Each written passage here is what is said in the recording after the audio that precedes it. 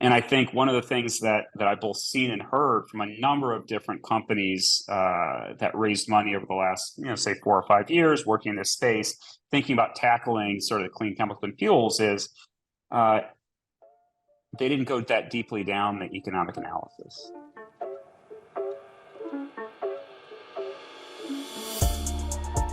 Welcome back to the Clean Techies podcast, where we interview climate tech founders and VCs to discuss all things building and investing to solve the biggest challenge of our generation, climate change. Today, Somil and I had the chance to speak with Mattiq, or also called Mattiq, CEO Jeff Erhardt, and how they are mass commercializing R&D for sustainable materials engineering. They do this by first looking at the areas in need of decarbonization, applying basic principles of physics to know which areas are most feasible to develop new technologies in, at least currently.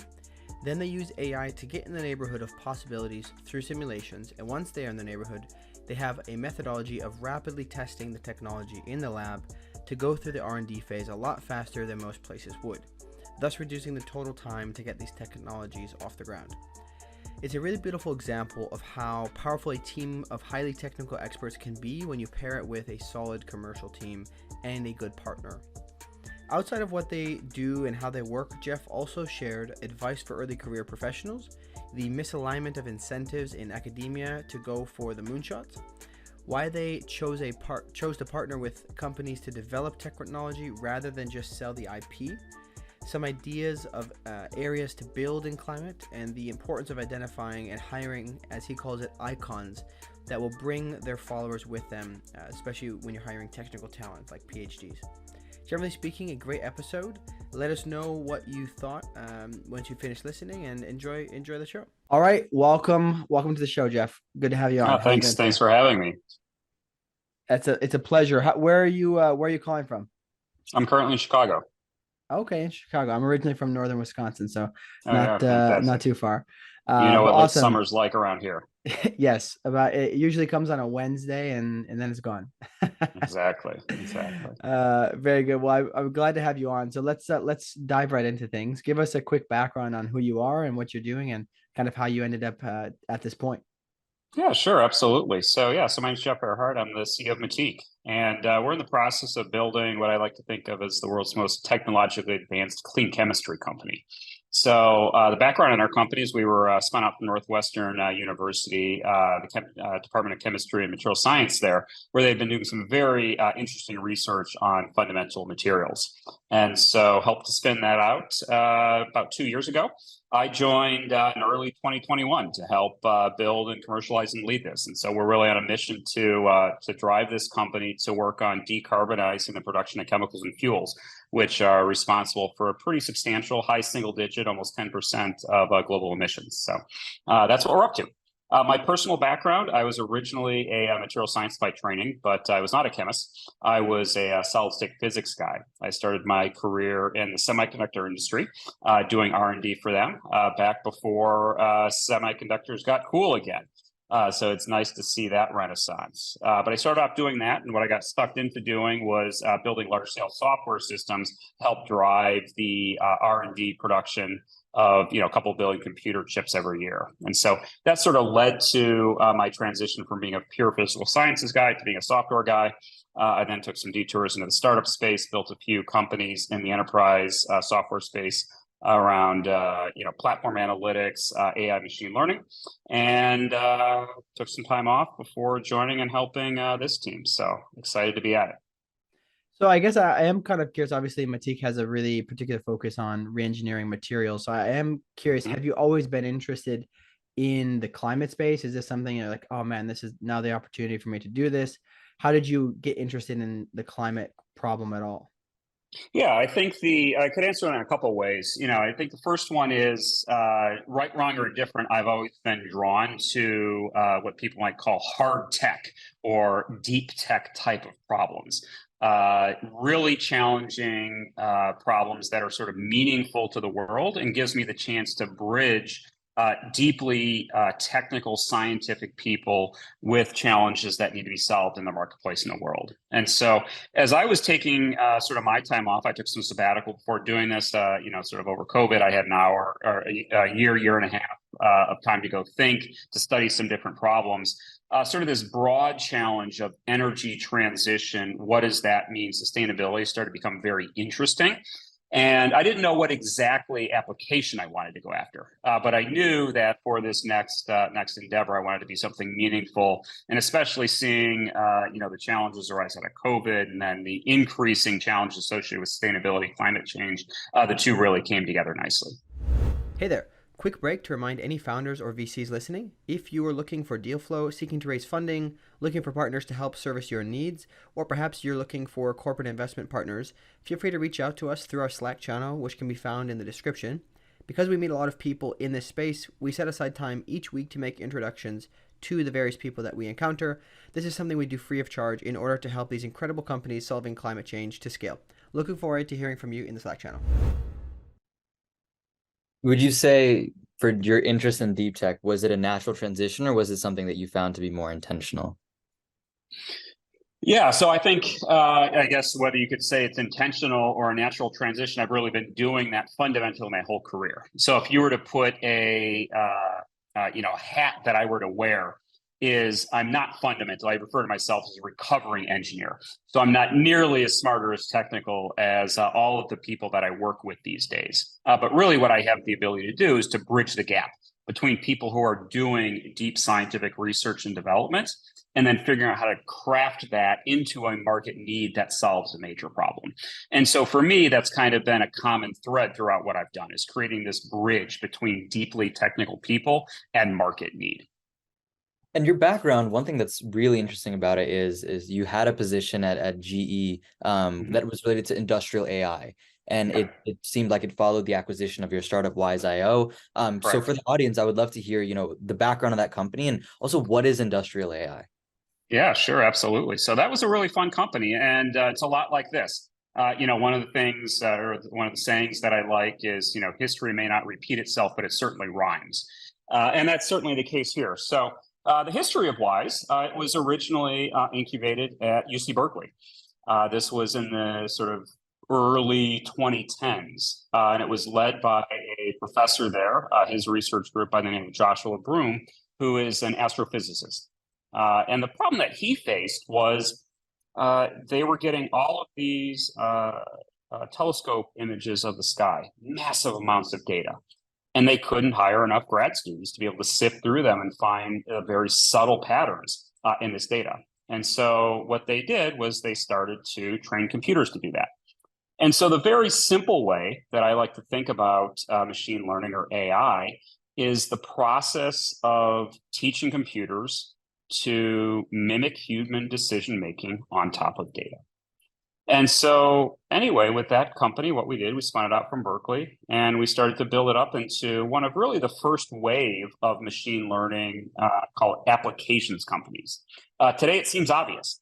Everybody's doing AI for X, especially with the new wave of generative AI and ChatGPT, et cetera. But at the time, the concept of embedding machine learning, or AI as we'd call it today, into specific applications was fairly novel and fairly rare. So we had to do a lot of work on building the infrastructure, the methodologies, the tools, the templates to make that happen. Anyway, long story short, we built that up. It was pretty successful, and we started to attract the attention of a number of different companies. The one I didn't expect to reach out to us as people were interested in acquiring strong machine learning companies was an old line industrial company by the name of GE. And this was around 2015, 2016. And they were starting to go through their transition of thinking about how do we create a digital industrial company, i.e., how do we take our deep expertise in these things in the physical world, jet engines, power turbines, MRI machines, windmills for renewable power generation. And how do we start to make those processes, that equipment, and the things that they do better by applying software to it? Software, data, and then eventually, once you generate tons of data, using machine learning and AI to make sense of that. So anyway, we joined that company in 2016. And then help to build that practice exactly as you said, which is this concept of industrial AI. And then, the natural question might be, Well, why is that different than applying machine learning or AI in other fields? Okay. And I think there's a couple things that are really important to understand, because even with all of the interest and excitement that's happened over the last, say, 6 months with the generative AI and the large language models, it's really critical to understand where those are useful and where they excel, and what some of the challenges are in applying them in other markets and other solutions. So in particular, the way that I like to think about these, as I said earlier, at the most basic level, is teaching the computers to mimic human decision-making on top of data.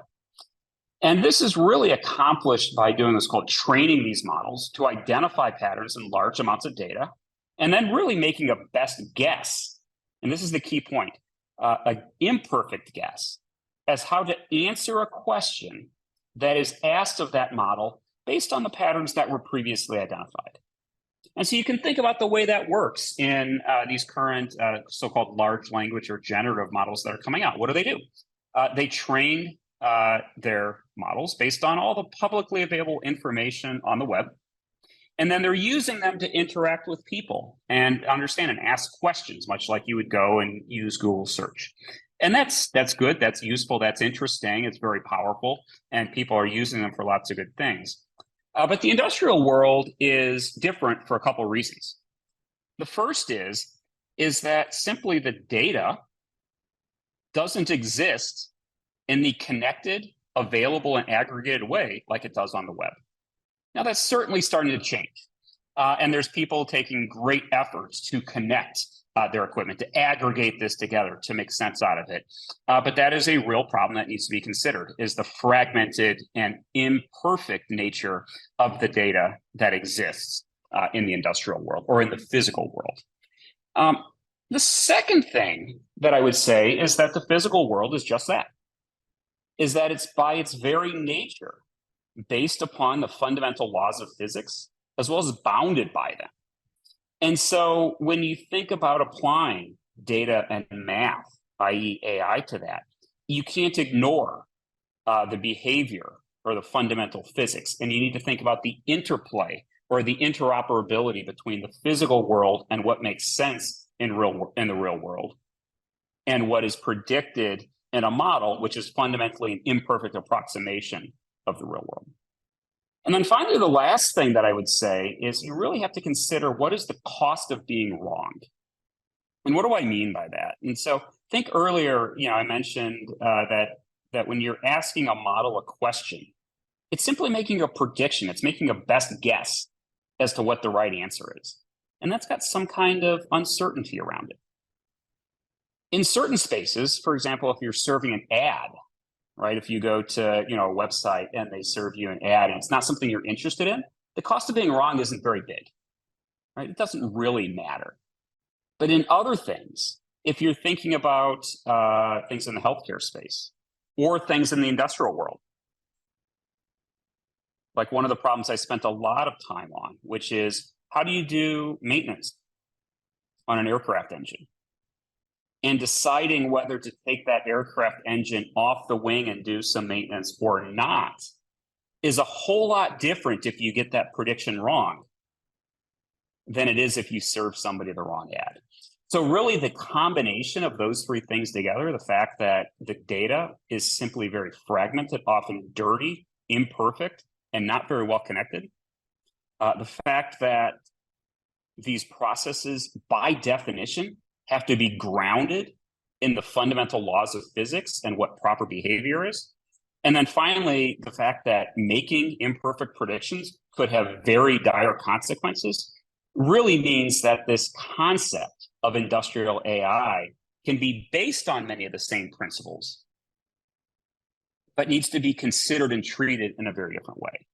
And that really leads a lot of what we're thinking now about at the company, and how we can leverage some of those thought processes, those capabilities, and this interplay between the physical world and the digital world to solve some very big and new challenging problems that the world is facing from a climate change and sustainability standpoint.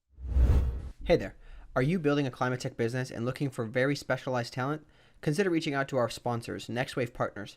NextWave are experts in talent acquisition, recruitment, and retention across the climate tech, renewables, and ESG spaces globally. So if your team is growing or you're looking to make a career change yourself, feel free to reach out to NextWave at next-wavepartners.com or reach out to one of their consultants directly via their LinkedIn page. That's really, really cool because, I think it's going to be really interesting to see how that plays into the way that you think about the problems that you're solving now. I think the point that you brought up about this being, industrial context being more critical, or at least where AI and data can come in, is generally speaking in critical processes. I find that really interesting because that's sort of the barrier that we see to a lot of traditional investing within climate, which is in order to disrupt that traditional barrier that exists, you probably need a lot more investment. But at the same time, it's sort of a chicken and the egg, because how do you get that investment if you're projecting a longer time scale? You've had now obviously a current success story, a previous success story operating in this. What would you say worked for you in terms of being able to be the person that convinced a hardline, sort of backer or an industry that was lagging or required more convincing to adopt your technology? What do you think really drove you to the finish line? I would say really three things, which is patience, persistence, and pragmatism. And so what do I really mean by that? There is a reason why traditional industries, right? Those industries I worked with when I was at GE, and those industries which still need to go through this transition of becoming more sustainable, just like you were asking, still do things a certain way. And that's because they have tremendous knowledge, expertise about what can go wrong and what are the consequences of something going wrong. And so really what I learned is, again, those three things, right? That it takes time. And so what does that mean from a startup standpoint? That means, how do you set realistic expectations? How do you manage your burn rate to be able to recognize and realize that transition and change in the physical world, especially in the traditional industrial world, moves slower than it does in the digital world and sort of modern digital first industries. Right? Persistence, right, means that it's going to take a while to get things right. And there is iterative experimentation that's needed. And you need to think about, how do you crawl, walk, run in terms of what the solutions are. And then pragmatism means a couple of things, right? Pragmatism means, what does it mean to work in the constraints of the way the world is run today by these legacy companies?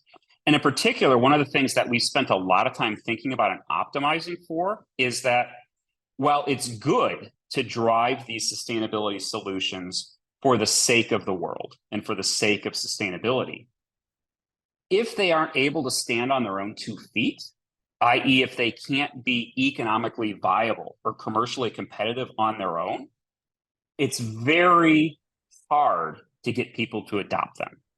And so one of our key mantras as we're working on developing these solutions for producing clean chemicals and fuels is that they must be economically viable.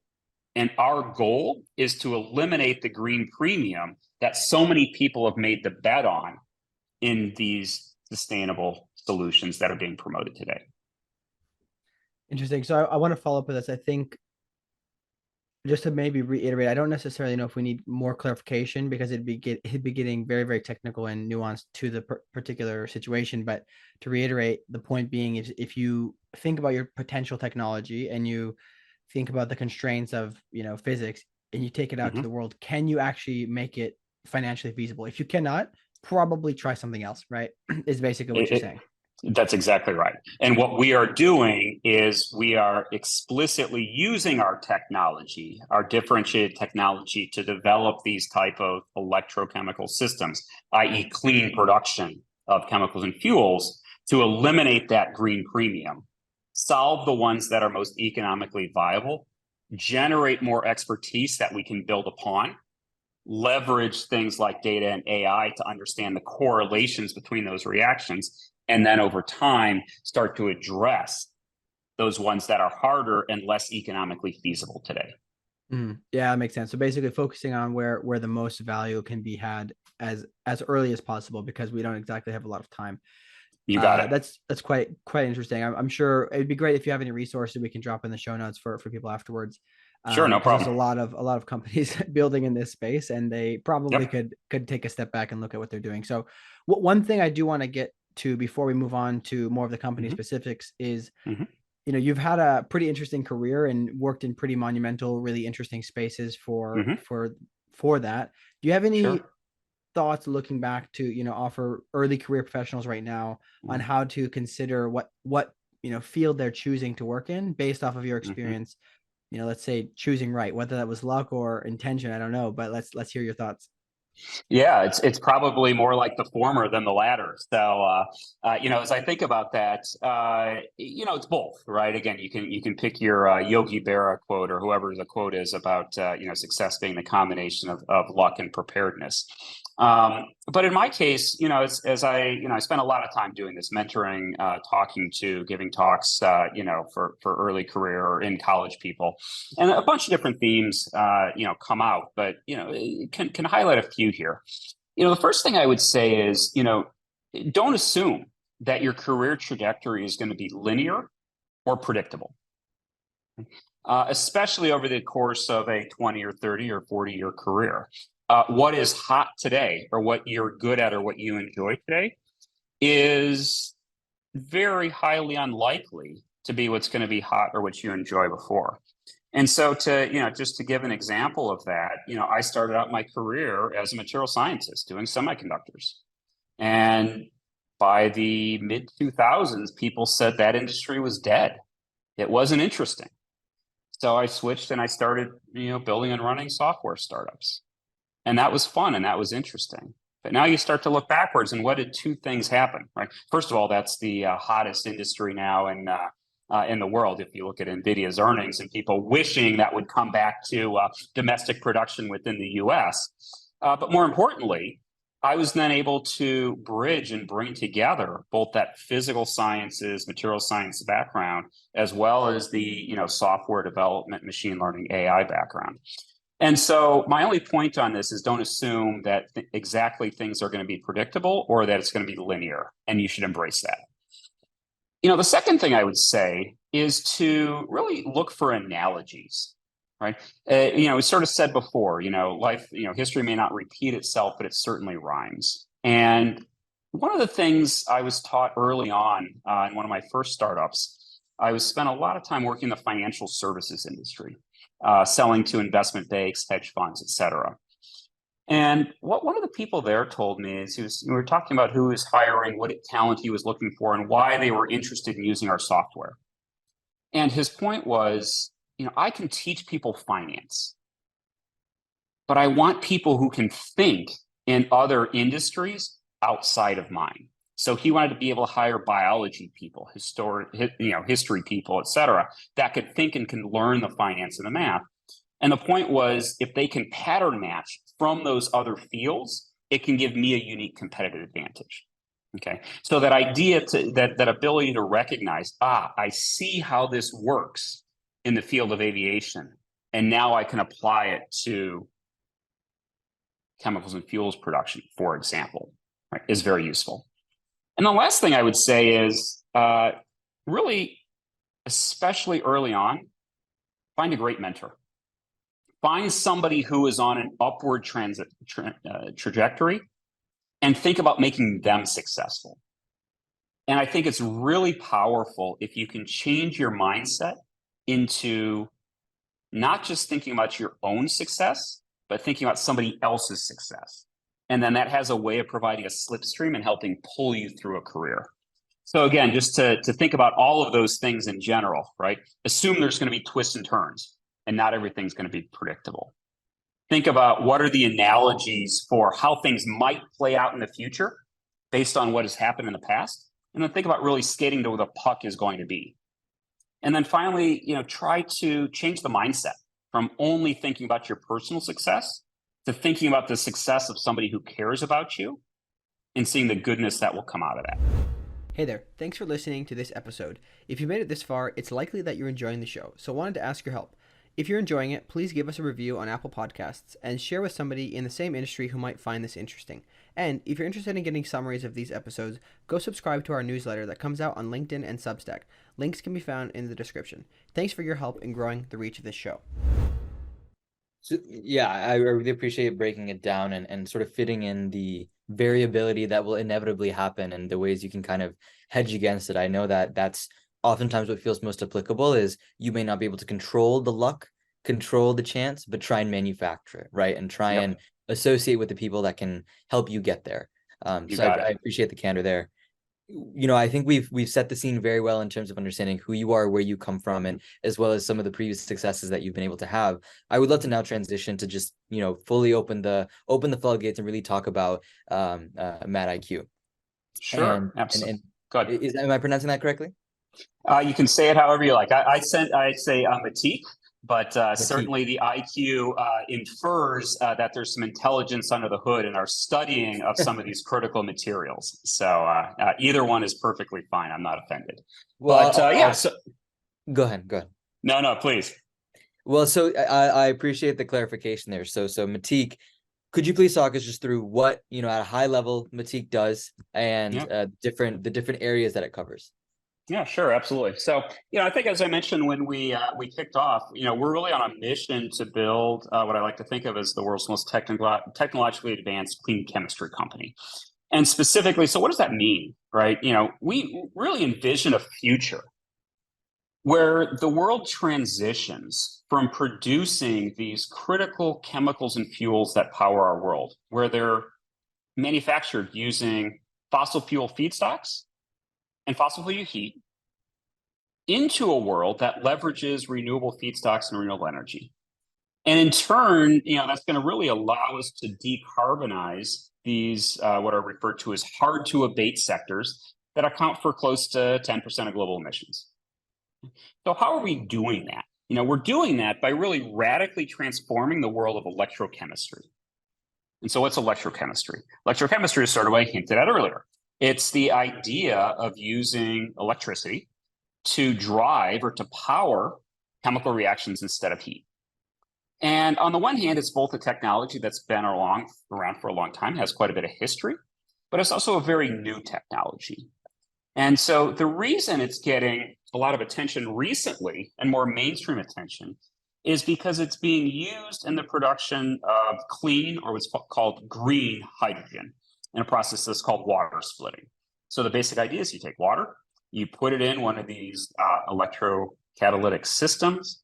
I like to say you plug it in the wall, right? You give it electricity in the context of a catalyst. In the case of water splitting, that catalyst is a very rare element called iridium. And then two things come out the other side. You get oxygen, which of course isn't harmless, and you get hydrogen, which can be used as a clean fuel. And so really our goal and what we have built is the ability to study these very complex systems where many, many different elements and variables need to come together, from the specific catalyst that is used and the materials that define that catalyst. What is the membrane? What's the electrolyte? What's the operating conditions? What is the chemical reaction you're going after? To date, those processes and those systems have only been studied in a very linear, i.e. one at a time, in a very fragmented way by many different technologists around the world. And so what we've built is a technology platform that marries both the physical world as well as the digital world to be able to synthesize materials that can drive those reactions, scale them up, and study them in the context of these real-world systems called electrolyzers that drive these clean chemical reactions. And we're able to do that experimentation orders of magnitude faster than the status quo. And then, of course, like we were just talking about, generate massive amounts of high-quality, unique data that we can then apply math to it in the form of machine learning and AI to accelerate this process and really drive understanding not just of these systems that are being used to split water into oxygen and hydrogen, but now potentially go study things like, how can we turn renewable feedstocks into things like the precursors for nylon, or the production of hydrogen peroxide, or potentially things like ammonia, the world's most common fertilizer. So fundamentally, that's what we're doing. So I'm going to try to make sure I repackage this to get it into Please. my non-engineering person, that make sure I can understand this.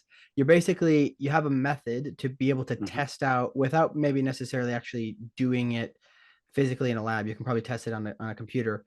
Many different processes and applications of different chemicals, etc., to identify potential outcomes that might work, that you can then kind of further study and see if it actually is legitimate. Is that correct?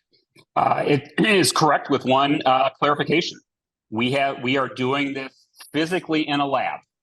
So we are able to take and not just do simulation within a computer.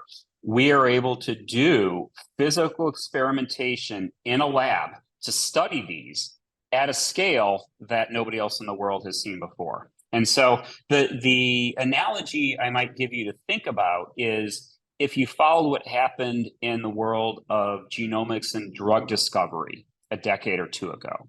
And so the companies that were doing the work with the gene chips, where they would take a chip and they would synthesize a large number of proteins on one of those chips, and they'd use it to then run experiments to figure out, okay, what are the best molecules that can drive certain, quote, reactions in the human body, i.e., develop drugs, is effectively analogous to the technology that we have, except that we're doing it in the context, not of proteins, drugs, and people. We're doing it in the context of inorganic materials, chemical reactions, and then physical things for the world. Mm-hmm. And so as part of that process, do you spend a certain amount of time just digitally figuring out, okay, what's close, and then go to spend your resources on actual, materials? And if so, I want to understand, how do you guide the computer, the AI, to start, poking around certain areas? I know you mentioned earlier focusing on certain materials that are closer to reality versus, way out there. So I want to understand how you guide it, and if I have that correct understanding of digital. You do. You absolutely do. So think back to the discussion we were having earlier about the uniqueness of industrial AI and that interplay between the physical world and the digital world, or between physics and data. And the same analogy applies here. The other one I might give you to think about it is, if you haven't read it, I highly recommend some of Garry Kasparov's writing, the famous chess player, from when IBM was developing Deep Blue and teaching computers how to play chess. And it's a really fascinating story about how these things can play out. But in a nutshell, when people first started trying to teach computers how to play chess, they would always lose. And the humans would win. And he in particular would. He was the best chess player in the world. And then they started getting better and better and better. And they started getting better because there was both more human knowledge embedded within those computer systems, but they also had greater processing power to be able to think faster. And then all of a sudden, Deep Blue came and it beat Garry Kasparov. And that was a big, momentous change. And everybody in the chess world thought, okay, that's the end. There's, now it's just going to be the computers playing against each other. But what happened was, then they figured out, what? If we could create a team where there's a computer and a great human player, they can do better than either one alone. And so you can think about that as exactly what we're doing. So you can start from the C. We have great technical experts, people who are deep experts in material science and chemistry and electrolysis. And they spend tons of time studying, reading papers, doing research individually. And that creates the original seed. So what do we point a first experiment at? We point a first experiment at their human knowledge and expertise to be able to do this synthesis based on what they think is right. However, because we can do so much real world experimentation so quickly, so efficiently, and so cheaply, we can also take risks on things that might be wrong, that those human experts wouldn't have predicted can work. And then we can run that all the way through our process. We can scale those up. We can integrate them into systems. We can understand how they behave in a chemical reaction. And what we do by doing that is generate these massive amount of data sets about what worked and what didn't work, such that we can then create a loop and go all the way back to the beginning. And now we can make a better recommendation about what that next experiment should be. Not fully based on the computer, not fully based on the human, but on the interplay of those two together. But again, the key point is we're going to do some things that we think make sense, and we're going to do some things that we think deliberately might be wrong. And in the sort of machine learning world, people think about that as, what is my ratio between exploiting something that I think is going to be right and exploring something that might be wrong? Because sometimes when you explore something that might be wrong, you can stumble into a really interesting discovery. So this is, I think this is quite interesting. I'm going to ask what's going to be probably a multifaceted, largish question. Let's see if we can get through this. But in the context of what this is as business, so Mattiq has raised funding, and so that, you know, it's not just a philanthropy R&D lab, right? It has a business model behind it. So I want to understand that in a second, but I also want you to put it in context of, you talked about this idea that you sometimes try to do things that may not make sense. And I want to, if you are able to, help non-academics understand how does it typically work in the academia world, where people might be a little bit, you know, afraid to try something that could ruin their career or could not result in something, or it's too out of the, you know, window of possibilities that they're just not even studying it. So could you take these two things together and help us understand the business model? Yeah, absolutely. So we'll start with your second one first, which is the sort of the risk and the status quo of doing any kind of research, which is by the human nature, everybody has biases. And one of those biases might be, what is the right question to ask?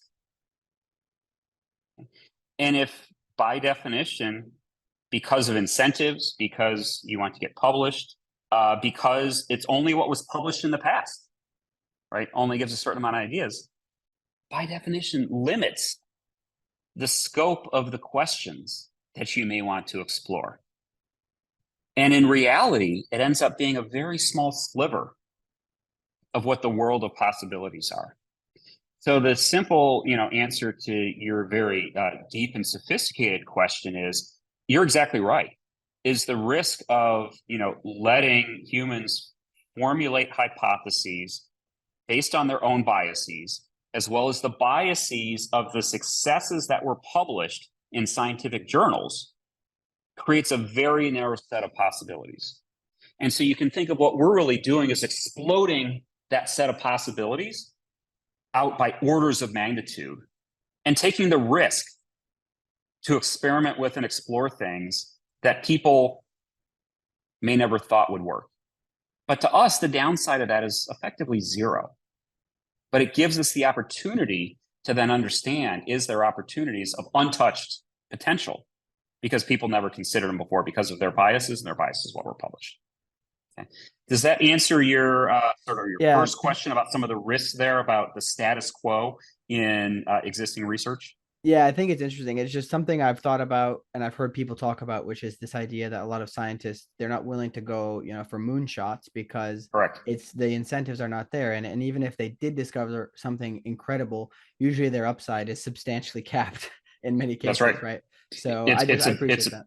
You know, you're exactly right, and it's a big and sort of dirty secret about, you know, the way that works. So if you wanted to dig, go read some of the stuff about the Alzheimer's research and sort of that perpetuating loop of let's call it not fully robust research that then other people build on top of, and then all of a sudden you look backwards and you find out the foundation was flawed, right? And so the goal is to not build sandcastles on the sand, so to speak, or castles on the sand.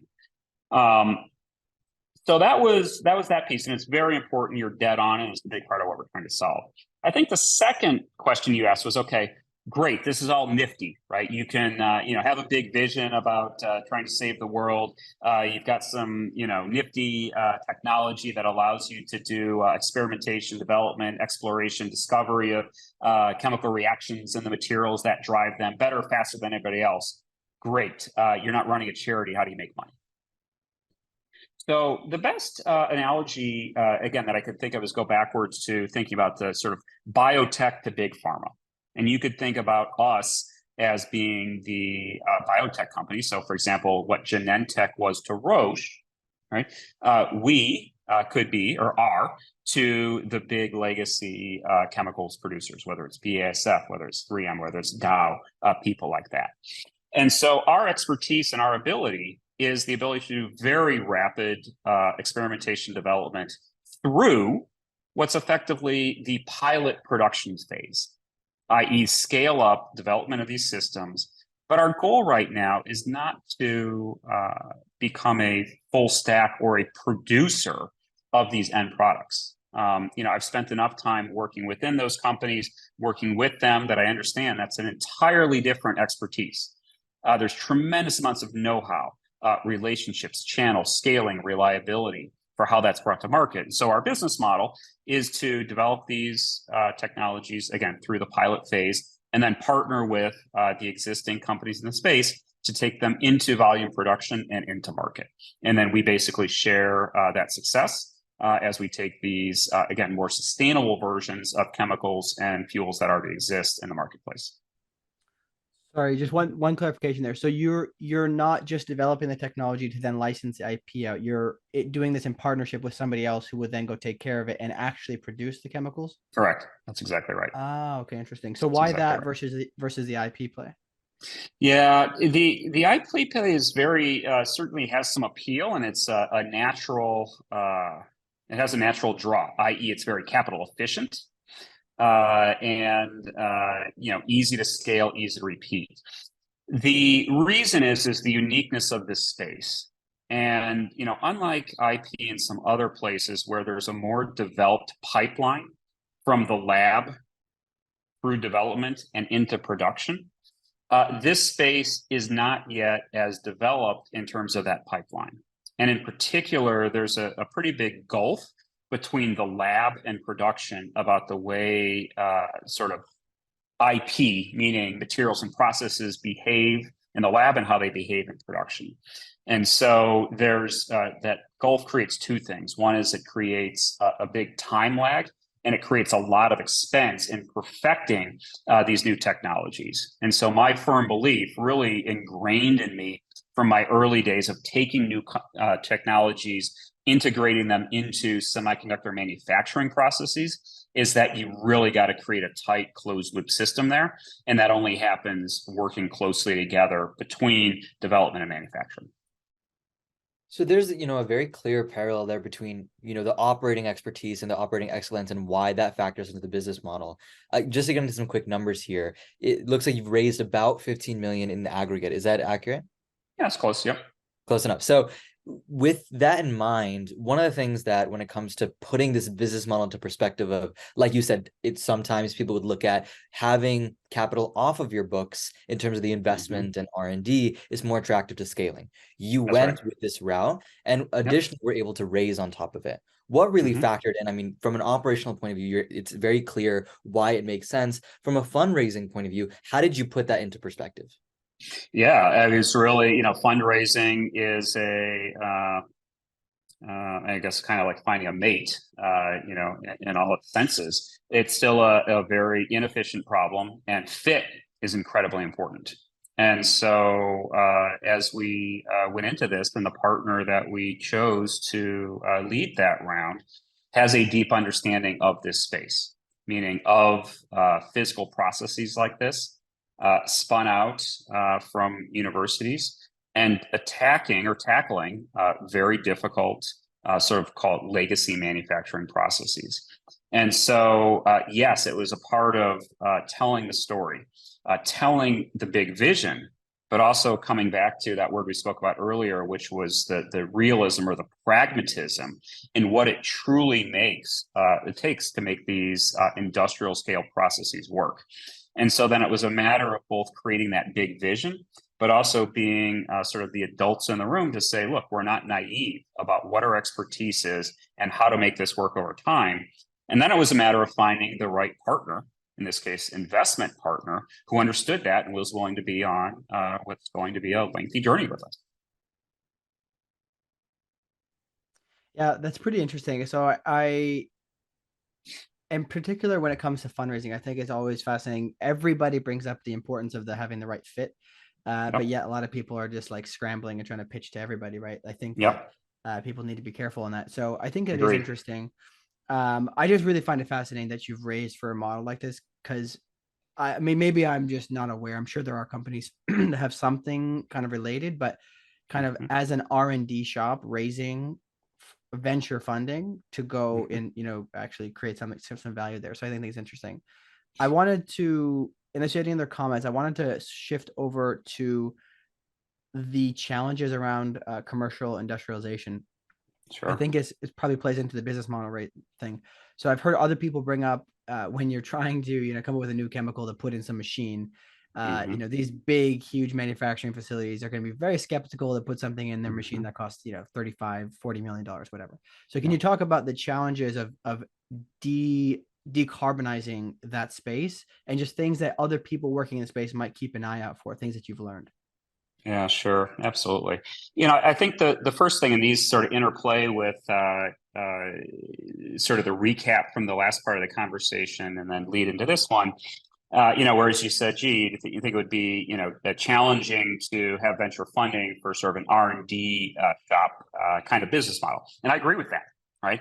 And what I mean by that is, while R&D is at our core, our business model and our product is to really build products that are then ready to scale into production. And so I think the really what that ties into is that risk factor that you're talking about, which is sort of the skepticism and the needing to see, i.e., to have it be proven that these things work at scale in reliable processes, ideally as close to the status quo for the way things are done today, without simply saying, hey, here's a R&D or a laboratory type of answer, go figure out how to implement this yourself, or coming in and saying, hey, here's what you have to do. You have to, rip out your whole factory, you have to change something, et cetera. And so finding that sweet spot of how to be able to drive that change management in a way that recognizes there's embedded knowledge, there's embedded know-how, but there can be upgrades over time and not simply backwards looking rip and replace is really one of the most important things that we've learned. So it is both the refinement of that business model, which you are rightly sort of pushing back on about the flaws in it, which is why we're going on this path. And then also recognizing that sort of change management, again, that sort of patience, persistence in the upgrade path, understanding capital cycles of companies, et cetera, is incredibly important. What does that mean for us? It means for us that one of the most important things we do before we do any work on developing a new process is dive very deep into what's called the techno-economic analysis, i.e., understanding how feasible is this problem to solve technologically, and then what do the economics look like to be scaled into volume production. And I think one of the things that I've both seen and heard from a number of different companies that raised money over the last, say 4 or 5 years working in this space, thinking about tackling sort of the clean chemical and fuels is they didn't go that deeply down the economic analysis. And what's happening is a lot of people, I'm hearing this more and more, really raised money during, 2019, 2021 when, money was free. And they started doing a lot of development. And what they've started to realize is, boy, now I can't get people to offtake this product that I am producing because it's not economically feasible. And so what we've really chosen to do, and again, the reason why we're going through this sort of, partnership route for production, the reason why we're pulling the economics in up front, back to before, the pragmatism about starting with the ones that are both more technologically feasible and more economically viable, is to effectively solve that problem. Maybe the last thing I would say to put the recap on it is, there's a sort of cliche that the best time to start a company is in a downturn because you're forced to be lean. You don't have cheap capital. And this is the perfect example of that, which is we have to think very carefully about how we make money, what's economically viable, because we can't simply burn through investor capital to deliver on our vision. Mm-hmm. So there's another thing I want to ask around partnerships, and this is difficult to try to put clearly, so I'll try to do my best. But with developing these new things, you kind of get it out of the lab and then it has to go through basically a pilot project. I'm Yep. assuming you may have, I don't know if it's one or is it multiple partners that you kind of work with based off of the chemical? It probably really depends. So Okay. there's certain ones, there's one, certain ones, there's multiple. It's Yeah, because I could imagine that the large companies who are serious about decarbonizing have some budget on R&D already. They probably have exactly. maybe some test machines that they're willing to try these things You out got on. it. So I'm Exactly. just kind of curious if you have any insights for people looking to try to sell a new chemical or get into these large companies or these large corporates that are already producing things. I've heard some people mention that they tried selling to the end consumer who was actually making the bottles or whatever, right? But they weren't the one making the chemicals. So then they realized they had to Yep. go to a different part of the value chain. Do you have any advice in terms of where to target your sales or where to target your partnerships for people in the space, or what you guys do as well? I'm just kind of curious on this. Yeah, I mean, there's absolutely. Here's my advice. My advice is they can all work in different ways, and they have different pros and cons. But whatever model you choose, it needs to be self-consistent. Okay, so for example, the people that we already talked about, say, the pure licensing model into the big companies, and that can work for some people. It's not what we're choosing to do. It's got certain pros and cons that we talked about. On the flip side, the argument of going straight to the end consumer is really related to the ability to get that brand recognition and start to be able to sell something as, quote, more sustainable, right? And the bet that those companies are making is that their brand recognition and that the end consumers will pay that premium because the process is more expensive. And that's okay. That might work. And there's certainly debates about that. It may change depending on economic conditions, et cetera. You know, as a sidebar, there was an interesting article about Allbirds. I think it was in the Wall Street Journal, right? About them trying to go down this path, really sell sustainability, et cetera. And even for something as consumer facing as shoes, that was really challenging. And they faced really business challenges because consumers just weren't willing to pay for it. But my point is, that's okay. You can try that model, but that means that your marketing, your branding, the way you position yourself, that focus needs to be tied to that. And so what we've chosen to do is to solve the problem of sort of the green premium, not by asking people to pay more, but by making our processes more economically viable and efficient on their own. Okay, such that people shouldn't have to be willing to pay more simply because it's sustainable, but they should be willing to pay more because it's better for other reasons. Yeah, that makes a lot of sense. And one thing, I this is always an unfortunate part of the show, but we're coming up towards the end. I think you're, especially where you operate, you're in a unique position where your business model puts you in contact with a lot of emerging areas within your space, right? And the ability to see sort of on the ground, almost like a partnership model, but in this case, that it's more beneficial in terms of revenue. That's right. The kind of things that are coming about. So at a high level, especially for the aspiring entrepreneurs who will take away from this conversation that there's a real industry here. It's nuanced, takes a deep understanding, but there's a real industry. Yeah. At a high level, what are the opportunities that you're seeing to build companies, just based on especially your wide reach within the industry? Yeah. I mean, look, there is absolutely a gigantic opportunity here. So if you look at the broad space, sort of chemicals, fuels, productions, again, these hard to abate sectors, which would also include, cement, it would also include steel. Obviously, we're not addressing those. Those are incredibly important. They're incredibly hard, and they are giant markets. And so even for this one, this idea of how do we do clean chemistry? Again, whether that chemistry is via electrochemistry, whether it's via synthetic biology, which is there's people thinking about solving similar problems in that way. Really, what I would encourage them is to, bring your expertise, that there is tons of room for innovation for new companies to be doing this because it is a giant market. There's tons of opportunity.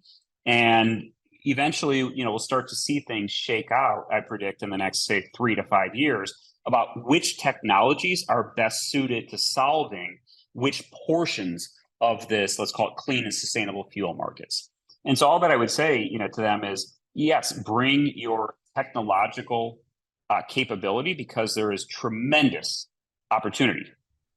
However, I'll repeat what I say to our own team all the time, which is just remember that a technology is not a product, and a product is not a company. And so what I mean by that is, as you think about developing your team, figuring out what markets you're going to go after, think just not about the raw technological expertise, but how you package that into a product that makes sense. The questions that you guys were asking. Okay, do you package it to go full stack to an end consumer, or do you package it as R&D play? Those are okay. But it needs expertise and debate to be mutually internally self-consistent. And then finally, the last piece is from the company standpoint, right? Which is, what is your sort of expertise? How do you figure out what you guys are hinting at, which is what's your go-to-market? How do you start to deconstruct the value chain? How do you figure out, are you going to, go compete against the big guys, or are you going to play with them? And all of those need to come together. So, I would encourage people, if they're thinking about this, the world needs more of it. I think it's interesting. We had Matt McGraw from Anthro recently, and he was talking about how the 75% of the world's largest companies are all hardware companies. I think it's important to people to remember that, especially, yes, people usually paint them as the bad guys, but they are going to be the ones, when they decide to decarbonize, that are going to have the money to invest in these technologies and decarbonize, and they're going to have the biggest existing assets. 100%. That stuff's not going to go away, and that's really the critical point. Maybe to go back full circle, you asked how I got into this and why. Look, I live. My main home is San Francisco. I've lived in the Bay Area for 25 years. I hang out with software guys. I've done 2 software startups. I sold one to Microsoft. I sold one to GE. It's interesting. We always think software. The Mark Andreessen quote of software is going to eat the world. Yes, but to get outside of that bubble, it's the physical things that still build power and, unfortunately, create emissions in our world. And so the ability to tackle those and play in that sandbox and be pragmatic about it, I think, is incredibly important, not just for us as a company, but for anybody else who wants to get in this space. I think we've got time for one more question, and it's a little bit self-serving, because since I work in the talent space in my day job, but I'm curious, especially when it comes to hiring very technical, especially PhDs on different, especially in this case, chemical engineering most of the time. Do you have any advice to companies who are hiring? Because I've seen a lot of new climate founders who are very, very green. They'll say, we have this really critical hire, but, we're not willing to spend any money on helping find that person. We're just going to go through our networks. And I've seen some people who have been through startups and who have realized, hey, this is probably really important. I should hire somebody to help me find the best person in the world for this, because, maybe they're going to bring along their followers, right? Because people are, usually looking up to some of the other scientists. So do you have any advice when it comes to hiring PhDs in particular, very, very technical people? Yeah. So a couple of things I would say. So again, so the first thing I would say is know what you're good at. And so if you're a technical founding team that knows how to evaluate and has the network to be able to do that, for your technical hires, and again, this may be anti-serving to your self-serving question, I wouldn't go that route. I would say you have to do that. But if you're a non-technical team, right, and you don't have the network, I would say absolutely leverage somebody who has that network and expertise to be able to pull some very good technical people in. And I'd say conversely on the business side, right? If you're a technical team, I think there is tremendous opportunity in leveraging sort of high-level recruiters for key leadership positions. And here's what I'll bring that now back to the technical side, which is, so the model I've used in the past is a couple things. So first is know what you're good at. And whether you're using outside help or whether you have the expertise to do it internally, the way that I've thought about doing this, or the way that I still like to do it, is to start with people who are somebody who can get an icon, right? Somebody who young talent will want to work from, learn from, and be excited by. Okay? number one. And then from there, start to build the machine, or the talent pyramid.